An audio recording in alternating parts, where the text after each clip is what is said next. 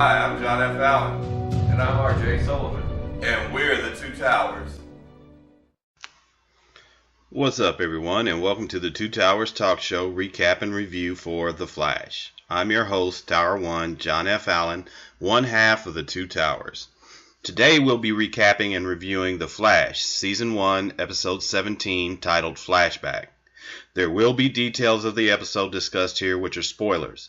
So, if you haven't yet seen the episode, please go watch it and then come back to view this show. Episode recap. After the revelation of Zoom's real identity, Barry is determined to gain speed in order to stop Zoom. In his desperation, Barry decides to do this he must travel back in time and take the place of his earlier self in that timeline in order to get his arch nemesis, Dr. Harrison Wells, aka Eobard Thawne, to teach him how to run faster. Tower Talking Points. Talking point number 1. A Tale of Two Barrys. Basically, you see the present Barry come into contact with the older Barry, or the Barry from the past. This encounter was really amusing to me because you see the more present and more experienced Barry take on his previous self. And there was some really good, decent CGI as far as seeing the two characters together, seeing Barry fight himself. I thought that was kind of amusing. Tower Talking Point number 2. More speedsters to come. The present Barry is talking to the Harrison Wells, aka Eobard Thawne, and Thawne basically tells him that there are more speedsters. So this is like a hint that more speedsters are coming. Well, we already knew that with the Jesse Quick getting the Velocity 9 from last episode. And I'm sure that's just going to incubate in her body and she's going to become a speedster eventually. Then we have to find out who the real Jay Garrick is. Is it the man in the iron mask? I'll talk more about that a little later. And then we had Trajectory, who was the speedster, who was Caitlin's friend from last episode. So we've got a lot of speedsters who have already been really introduced. So of course, Barry's not the only speedster, and we kind of already knew that. Talking point number 3. Iris admits to Barry she's dating her boss. Well, instead of getting kind of salty about it, Barry's really more or less saying, is this a really good idea? Which I'm sure everybody who watched the episode is thinking, dating your boss, really? I mean, not a good move, Iris. You need to be with Barry, but of course they have to have this runaround thing, to have tension and whatever. You know how drama goes, so there we go. Talking point number 4. Eddie Thawne returns. Well, sort of. When Barry goes back into time, he encounters the much alive Eddie Thawne. And that being the case, he's pretty much in shock, like anyone who knows someone has passed on and is seeing them again in the flesh would be. Iris had been down in the dumps, as far as Eddie and missing him and whatnot. So Barry gets the idea to put Eddie on a video so he can take it back to the present and let Iris see it and try and help her overcome her grief. So it's kind of cool in one way, but it pretty much has Eddie telling her that he wants her to be happy regardless or whatnot. This is kind of impetus for her to move on. And of course, moving on means, in whatever thoughts she's having of dating her boss, the editor for the newspaper where she works, which is a bad idea, of course. But you got to live and learn, and something's going to happen. And eventually, of course, she's going to end up with Barry because, we're team Allen West all the way here. So, Tower Talking Point number 5. Pied Piper reformed? Yes, when Barry goes back into time, he goes back to a time when he was confronting the Pied Piper. So, from previous episodes, we learned that the Pied Piper has a confrontation with his parents. Things go south for him. A lot of bad things end up happening with him. Well, because Barry knows that he's going to use the implant in his ear to escape from Star Labs, he gives Cisco a heads up. This prevents that from happening.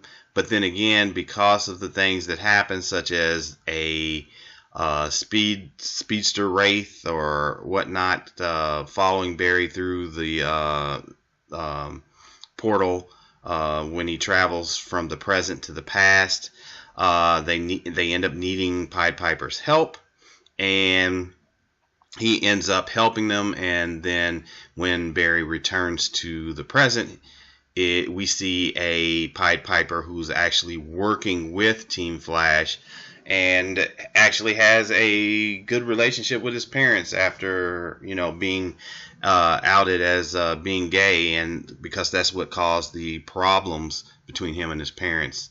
So it's interesting that one little thing he did, Barry did while in the past, caused something to change in the present. We'll have to see what all the extent of the repercussions for that are in future episodes, if they address this at all. One other thing to note is that when the reason for Barry going back into the past is that he wants to try and trick Harrison Wells, aka Eobard Thawne, to teach him how to run faster. With what he already knows, he feels like that if he could do that, then he would be able to gain the speed to confront Zoom once and for all. Well, Thawne is on to him and quickly realizes that he's from the future, and they end up having to team up. So you've got that going on.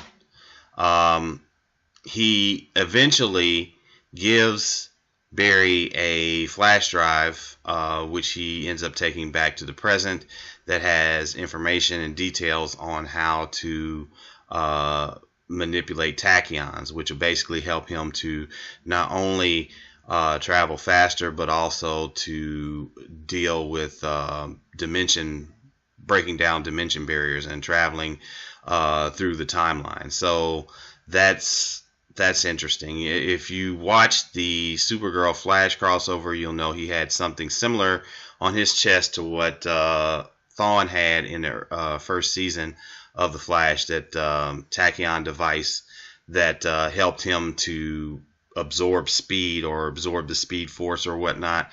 Well, Barry devises a similar device based upon the plans that Thawne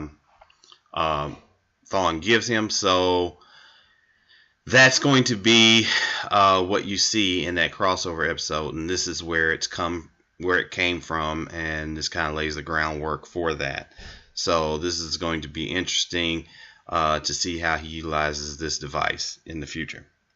All right, now we've reached the segment of the show called Pros and Cons. This is where I give you my opinions on the pros and cons of the episode. Pros. I really enjoyed this episode. It was great to see the progression of the show and the development of the characters when you look at the past episodes as opposed to the present episodes. Grant Gustin does an amazing job in illustrating this in this episode. And I also like the time travel aspect and how Barry is becoming more adept at doing the time travel and using his abilities. So that's really great. So kudos to the writers for giving us forward progression and character development. Now, if only DC movies could do that. But I digress. Cons. I really don't have much in the way of cons for this episode, other than why is it that Barry feels the need to do things which will alter the timeline. It's like he's simply asking for trouble. But I suppose that's a double-edged sword, given that it usually ends up creating an interesting scenario, which makes this show much more intriguing to watch. So in a way, the cons are really pros in development. Easter eggs. Just in case the eagle-eyed Uber fans did not know, the formula in which Barry has written on the clearboard at the beginning of the episode is actually the same exact formula that Johnny Quick, a character from the 40s, a DC character from the 40s, used to access the Speed Force. So this is a little shout out to that. I'm thinking that maybe this will play a bigger role. Hopefully this will tie into Jessie Quick. She'll be able to use that formula with the Velocity 9 that's still in her system and somehow develop her access to the Speed Force in that way. It'll be interesting to see how that develops. Final thoughts. I think it's obvious that Barry will increase his speed and be able to better confront Zoom as we make our way to the end of the season. What I'm anxious to know is, will we see the man in the Iron Mask revealed as the real Jay Garrick? I hope so, because I'd hate for the show to take such an iconic character and just simply make him a villain. Also, I'm hoping that we see more Earth 2 characters from the comics start to appear in Season 3 and seasons moving forward. The list of characters I'd like to see is kind of long, but off the top of my head, I'd say Dr. Midnight, Dr. Fate, Spectre, Starman, Hourman, and Sandman. Now, we've already seen hints of Spectre in the canceled Constantine show, so since this is all in the same universe, maybe that will be someone that we see later on. Now that we know that the mystical elements of this universe actually exist. As far as Dr. Midnight is concerned, that would be really cool to see. Dr. Fate's helmet was seen on Constantine, so we know that that exists in this universe, so that would be something that would be cool to see fleshed out. If not on this show, at least on DC's Legends of Tomorrow, to see some of these characters come to fruition, I think would really be cool. Alright, in related news, we'll be airing recap and review shows for Supergirl, The Flash, Agents of S.H.I.E.L.D., Arrow, and DC's Legends of Tomorrow on a weekly basis. Be sure to subscribe to our channel to get them all. I hope to air the shows the day following the air dates for each episode, however that's not always possible, so just check back with us periodically. I want to thank you so much for tuning in, and until next time, hey wa! The Two Towers Talk Show is sponsored in part by Showtime Cinema in Mooresville, Indiana. Their friendly staff is always willing to go the extra mile to make your movie-going experience an enjoyable and memorable one. Enjoy the comfort of their new cushioned seating in their spacious auditoriums, and while you're there, be sure to stop by the concession stand and purchase some popcorn where real butter topping is an option. They're located at 300 South Bridge Street in Mooresville, Indiana. We hope to see you at the movies! Be sure to check out our advertising partner, DC and Marvel, a universal alliance.